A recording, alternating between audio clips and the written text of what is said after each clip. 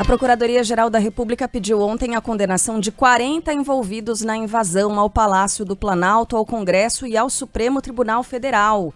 Estamos falando sobre os atos de 8 de janeiro. Soma das acusações pode chegar a 30 anos de prisão.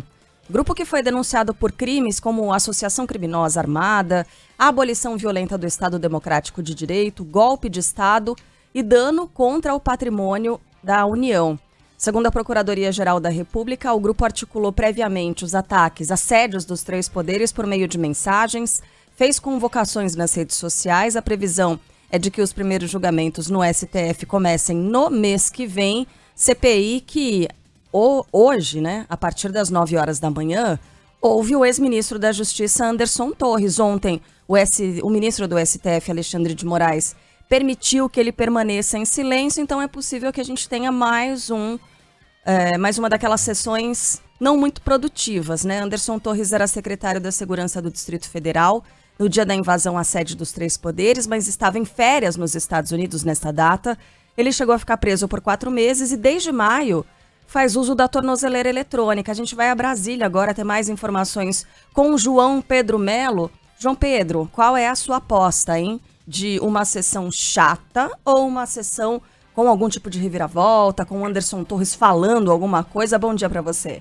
Oi, Carla. Bom dia para você, bom dia para todo mundo que está nos acompanhando. Olha, eu tenho expectativa de que ele fale, A gente teve aí, ao longo dessa semana, um pedido da defesa para que Anderson Torres ficasse em silêncio, mas ontem essa própria defesa disse que ele pode sim responder algumas das perguntas dos entrevistadores ou dos senadores, Ele vai participar dessa CPMI na condição de testemunha e, obviamente, vai explicar em diversos pontos qual era a atuação dele nesse dia 8 de janeiro. Ou seja, o que de fato ele teve que fazer, quais foram os alertas que ele recebeu, o que foi tomado de providência por ele com relação à segurança pública do Distrito Federal. A gente sabe, como você falou, que ele estava de férias, tinha enviado um ofício ao governador Ibanez Rocha, dizendo que ia ficar um tempo afastado, porque iria para os Estados Unidos, e exatamente por isso não estava aqui no dia 8 de janeiro. E isso foi um dos pontos aí que culminou, segundo a investigação, nessa situação de violência ou de invasão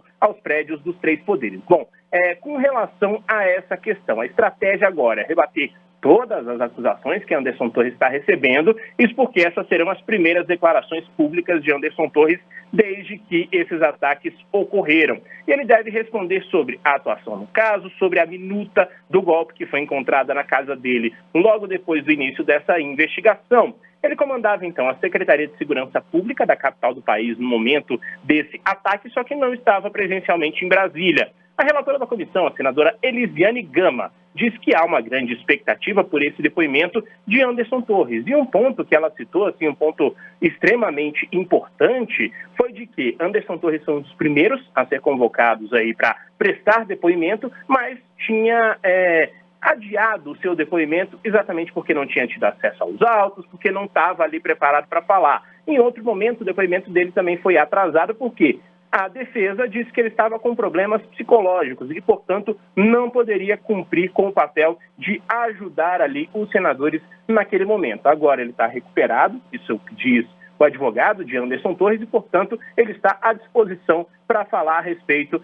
dessa questão. No entanto, os senadores de oposição dizem o seguinte, que Anderson Torres não vai trazer muitas novidades para os integrantes da CPMI. Ele está sendo investigado sobre uma possível omissão ou participação nos atos e isso levou, obviamente, à prisão dele. Ele ficou detido aqui na sede da Polícia Militar do Distrito Federal até o dia 11 de maio. Desde então, está usando tornozeleira eletrônica, está proibido de sair aqui de Brasília, além de manter contato com outros investigados. E segue, portanto, então, essa expectativa para o depoimento dele às 9 horas da manhã.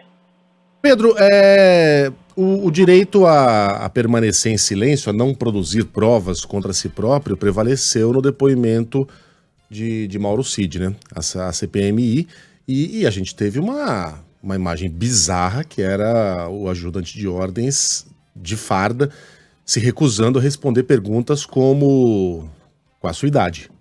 Quantos filhos o senhor tem? Que obviamente não são perguntas que o incriminam em nada.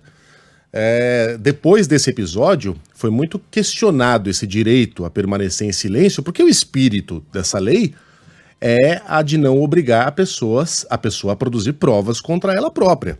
No caso de Anderson Torres, tá aqui entre aspas, ele tem o direito a ficar em silêncio em assuntos que possam resultar em seu prejuízo ou em sua incriminação.